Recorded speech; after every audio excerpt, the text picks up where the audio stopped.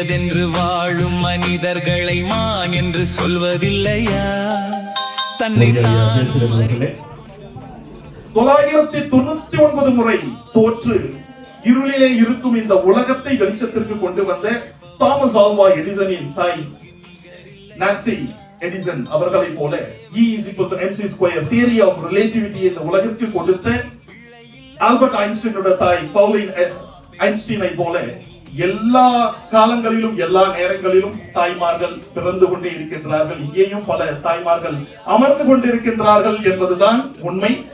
ஏனென்று சொன்னால் the mother is the first teacher என்று சொல்லுவார்கள். எல்லா விஷயங்களுமே ஒரு நல்ல குழந்தையை உருவாக்கும் ஒரு மிகப்பெரிய சக்தி, மாபெரும் சக்தி தாயுடைய கைகளிலே இருக்கிறது. தாயும் தந்தையும் சேர்ந்துதான் இந்த நாட்டினுடைய குடிமக்களை உருவாக்குகின்றார்கள் என்று சொல்லி எல்லோருக்கும் சில பேருக்கு பாட பிடிக்கும், சில பேருக்கு ஓட பிடிக்கும், சில பேருக்கு சாப்பிட பிடிக்கும், சில பேருக்கு பேசுவதற்கு பிடிக்கும். ஆனால் தாய்க்கு குழந்தையை மட்டுமே பிடிக்கும். உலகத்தில் போராடலாம், உயர்ந்தாலும் தாழ்ந்தாலும் தலை வணங்காமல் நீ வாழலாம்.